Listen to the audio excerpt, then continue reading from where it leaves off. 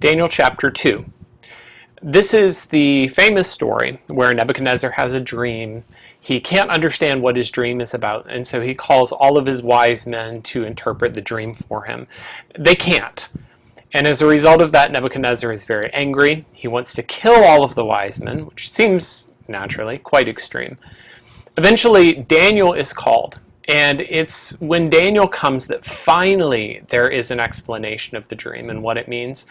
And Daniel explains, this is a great image of gold, or a head of gold with 4 parts. Daniel gives each one of those parts, they represent kingdoms, but at the end, a great stone will come and destroy the entire image. This stone is the kingdom of God. And that's Daniel chapter 2. But let's try to understand this specifically in respect to some major themes and understand what's going on here. What are the big ideas of Daniel chapter 2? And what do we have to understand in order to really capture the concepts of this chapter? And I'll start with this. Daniel chapter 2 emphasizes that to God belong all knowledge and power. Okay, those 2 words, knowledge, power. Those are our themes. Those are the big ideas. Knowledge and power belong to God. And those are the 2 ideas we have to trace and the 2 ideas we have to know for Daniel chapter 2. Well, let's start with a question first. And maybe you've read this story and found it a little confusing. What exactly is going on here? What's the big concern that Daniel keeps on bringing, or that Nebuchadnezzar is bringing, when he's actually threatening to kill all the wise men of Babylon over this issue of the dream? Why was the decree so urgent? And here's some explanation that helps me understand or feel like some of this makes more sense. I don't think the king really didn't understand or couldn't remember what the dream was about. He was struggling to understand. But I don't think this was an issue of not remembering, as I probably have generally assumed when I read this story. The reason that we're saying that is if you look at one of the expressions, the king explains to them when they ask him, what is the dream? And he answers, the thing is gone from me. Okay, I always read that in verse 8 as, I can't remember. But what about this idea? What if the king is actually testing the wise men? See, what the king wants is not just an interpretation of the dream. He wants them to tell him the dream itself. And what if this whole thing is a test? Actually, more than that. What if Nebuchadnezzar is actually suspicious of these wise men of Babylon? Maybe a little explanation is in order. So what I have here on the one side of the screen, this is a Babylonian dream table. And if in case you're wondering what that is, think horoscopes or think fortune tellers in our own time. If you go to someone and you pay them enough money, they can give you an interpretation for anything. And in fact, archaeologists have found Babylonian dream resources that go through and give an interpretation. If the dream involves a cloud, this is what that means. If the dream involves a tree, this is what that means, and so on. And so a Babylonian interpreter could go through and just, okay, tell me what the dream is. Okay, this equals, all right, plug the pieces into the formula. Here's what your dream means. It could be done. The king doesn't just want that simple kind of answer. In fact, what he's done is he requires them not just to give him the dream or to give him the interpretation, but he actually wants them to give the dream itself. That proves that they are actually telling the truth, or they actually have some kind of power. But there's more. There's a possibility, a reasonable possibility here, that the king maybe was suspicious on some level. The dream, after all, has to do with a great image, with all kinds of power. And then think about then this image falling and being destroyed. And is it possible that the king then looks at this and suspects, is there a plot against me?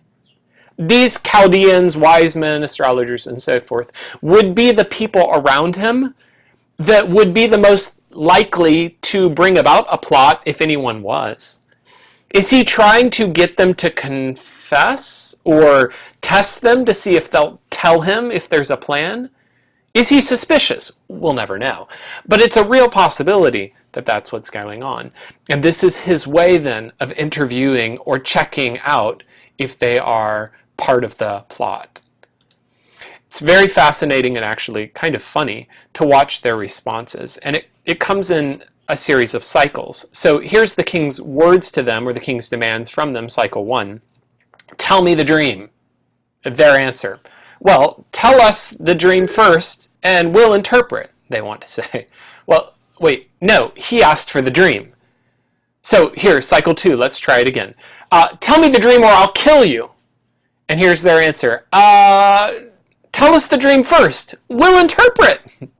Hoping maybe if you get the same answer, or give the same answer, maybe you'll get a different question next time. Cycle 3. Okay, you're lying. You're wasting my time. And here's their answer. Nobody can do this except for maybe the gods. And they don't dwell with flesh. In other words, to simply summarize, they're recognizing to give an answer to this kind of demand would require divine knowledge. We would have to have access to something, someone supernatural, the gods, and we don't know them. We don't have access to them. And keep on going and understand a little bit of the contrast, though, that stands behind this. And I would like to contrast between the wise men's response and Daniel's response. This is part of the way the chapter is set up, intentionally to contrast this. The wise men, on the one hand, are important authorities in the kingdom. Daniel is merely a student. And you should remember, going back until chapter 1, Daniel is probably, at this point, between 15, 16 years old. If you work out the chronology, Daniel chapter 2, verse 1, back to Daniel chapter 1, you can see that actually this is during his education period. So these things in chapter 2 are happening in the middle of the test back in chapter 1. This is kind of a jumping back in time. And in the middle of that test, then, who is he? Just a student. In fact, process this a little bit more. Daniel is one of the students of these people. These would be his teachers. These would be his authorities. These are the people that are supposed to be educating him. The second piece down, they're not even concerned to tell Daniel about the issue. If you watch carefully, all of the wise men and sorcerers come together, they meet before the king interviews them, and as it turns out, then they're going to be killed. Nobody even tells Daniel. If you watch the way the book unfolds, it's a little bit sad and a little bit funny. The person who comes to him to deal with this issue is Arioch, and the word here, or the description here, the king's captain, very well might just refer to the executioner. So Daniel receives this man coming to him in verse 14. The executioner has come to slay the wise men of Babylon. I mean, ironically and funny but sad, it's almost like he's coming, good morning, sir, I'm here to kill you now. I mean, that's the impression you get in verse 14. And Daniel's response, why is the decree so urgent? What's going on? It's only then that Arioch makes the thing known to Daniel.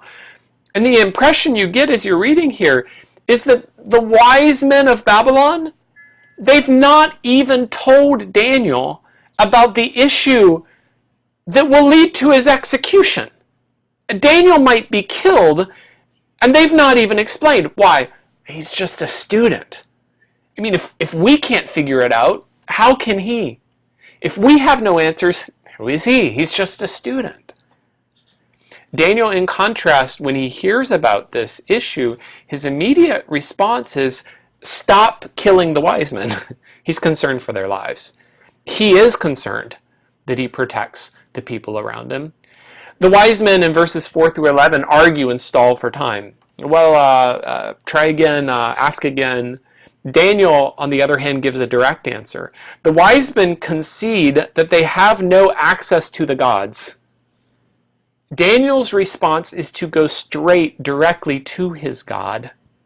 And last, the wise men are concerned for their reputation. Daniel's concern is for God's glory. Notice later in the chapter, over and over, his response, that he gives the honor to God, not to himself. Now, why is all of that important? Because it's highlighting, in this way that's so ironic it almost makes you laugh, it's highlighting that Daniel's God is the one who truly has wisdom. Daniel's God is the one who can truly show people the truth. And why I want to, or how I would support that, is for us to move a little further down in the chapter. It's the center of the chapter. This is really the core part of the entire chapter, and it's a poem. So Daniel prays. He asks for God to give him wisdom and an explanation of the truth. And Daniel receives an answer to his prayer. Then Daniel blessed the God of heaven, verse 19. And verse 20, when Daniel rejoices or he gives praise to God for the answer that he has received, it comes out as a poem. But what I'd like you to see is that the poem is actually including both of the two themes that I was highlighting earlier. The two themes of wisdom and power. God has all wisdom. God has all power. Let me show you what I mean. Here's the poem. Blessed be the name of God forever and ever, to whom belong, oh, that's interesting, two things, wisdom and might. And if I move down to the bottom, I'm going to move to this part here. To you, O God of my fathers, I give thanks and praise, for you have given me, well, that's interesting, wisdom and might. In fact, we could read through this section and we could just highlight the words that have wisdom and might. Let's try it. So look first for here, beginning and ending, you have the same exact phrase, to whom belong wisdom and might. It's repeated. That's the introduction and the conclusion of the poem. Okay, but in between, in the center of the poem, we have more explanation. And here also we're going to find wisdom and might. Let's look first at might. He changes times and seasons. He removes kings and sets up kings. God has all might. Why? He can remove any king he wants. Okay, but now let's look at the red, the wisdom. God gives wisdom to the wise. God gives knowledge to those who have understanding. God reveals. He knows. Light dwells with him. And at the end of the poem, you have now made known to me what we asked of you. You have made known to us the king's matter. God has all wisdom. God has all might. God has all knowledge. God has all power. These two themes. And these two themes then control the entire story. These two themes are the center of Daniel chapter 2. Now, pause for a second. It's not hard to see how the rest of the chapter, that was the center, that was the core, that was the poem at the center of the entire chapter. If I move out from that, it's not hard to see how the rest of the chapter illustrates that God has all knowledge. How? Well, here are these wise men of Babylon with their gods, and the truth is, they know nothing. They can explain nothing. They have no answers. They have no explanation that they can give for what is the king's dream or what it means. Daniel, on the other hand, does have an explanation, and yet to return to a theme we brought from chapter 1, the point is not all about Daniel. It's not here to highlight Daniel's great qualities. The point of it is that God has all knowledge. You can see that reading through the chapter. Over and over, Daniel wants to emphasize to the king, this is not because of any knowledge I had, but there is a God in heaven who reveals mysteries. He has given the explanation. Okay, so that's clear enough. If I'm looking for an explanation, or let's say a proof here, that Daniel chapter 2 emphasizes that God has all wisdom, I can see that. Because it's not hard to walk through the rest of the chapter and to see that God has all knowledge. But what about power? Where does power come into this chapter? And the answer is now you need to look down a little further into the chapter and pay attention to the explanation itself. So let's go there. Let's look at the dream and Daniel's explanation of the dream. When Daniel tells the king what is the dream and its explanation, it sounds like this. It's an image of fine gold, breast and arms of silver, belly and thighs of brass. And now he's going to explain or recount to the king what the king saw. You saw a stone that was cut out without hands. It smote the image. It destroyed the iron, the clay, the brass, the silver, the gold. All of it was broken to pieces. It was carried away like the chaff of the summer threshing floors. The wind carried it away. The stone that smote the image became a great mountain, and it filled the whole earth. What on earth is this dream? Well, Daniel's now going to explain. And he's going to explain that this is a description of kingdoms. You are the King of Kings. You are represented by this head of gold. Nebuchadnezzar, ruler of Babylon, is the first in the series. And so he represents the head, the first. After you is another kingdom that will arise inferior to you, and another one after that, kingdom of brass, and after that, a fourth one. And so here is the idea. Kingdoms follow kingdoms follow kingdoms. See, a king naturally looks at his power and his authority and thinks how great he is and how powerful he is. That's certainly Nebuchadnezzar. We're going to see that in chapter 4 or even chapter 3. How Nebuchadnezzar is so impressed with his own power. Daniel reminds him here that every kingdom is replaced by another kingdom. Kingdoms replace kingdoms, kingdoms replace kingdoms, and it just goes on. But there's something more than that. Notice why kingdoms replace kingdoms. Why do kingdoms fall? And the answer is this: the God of heaven sets up kingdoms.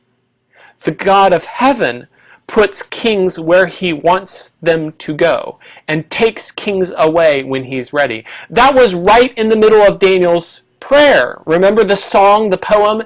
And when Daniel is praising God, part of his praise is God is the one who sets up kings and takes down kings. God is in charge of kingdoms. But there's more. Because it's not just that God will set up a kingdom. The kingdom he sets up will never be destroyed. The kingdom he sets up will never be left to others. It will never be broken down. It will consume all of the other kingdoms, and God's kingdom will be forever. And this kingdom will begin with a stone cut out of the mountain without hands. It will destroy all else, and his kingdom will replace all of the kingdoms of the earth. What's he talking about? Well, you're going to get far ahead into the New Testament, and a person is going to be born, and he's going to go about preaching that the kingdom of God has come. He's a person who the Old Testament described as a stone of offense, a stone of stumbling, the head of the corner. And his kingdom will replace every other kingdom. His kingdom will fill the earth, and it will never be replaced. Because the God of heaven and his kingdom will be forever. Once we start to process that now, then we can return back to our original themes. We recognize two. And we emphasize that the two themes are God's wisdom and God's power. The significance here is that Nebuchadnezzar starts out assuming or thinking that he has that knowledge and that power. His wise men come and they're proven that they have no knowledge, they can't give the dream. And in fact, by the end of the story, it's proven that even Nebuchadnezzar has no power. Why? There is a God in heaven. To him belong all knowledge and power. And you find this within the chapter if we were to summarize. We see God's knowledge summarized like this. Only God can reveal the truth. But we see God's power revealed like this. Only God sets up and brings down kingdoms. Only God has this power to break down and to destroy. As you and I then read Daniel chapter 2, we have to come away placing our confidence and our trust in the God who knows all things and the God who has all power. He is the one we ought to fear. And we ought to place our hope and our trust in his coming kingdom that brings true victory over all and will last forever. To our God belong all knowledge and power, to him alone. And to him we turn when we face the needs that Daniel faced, or when we faced the realities of life. His kingdom is forever. In that we place our trust.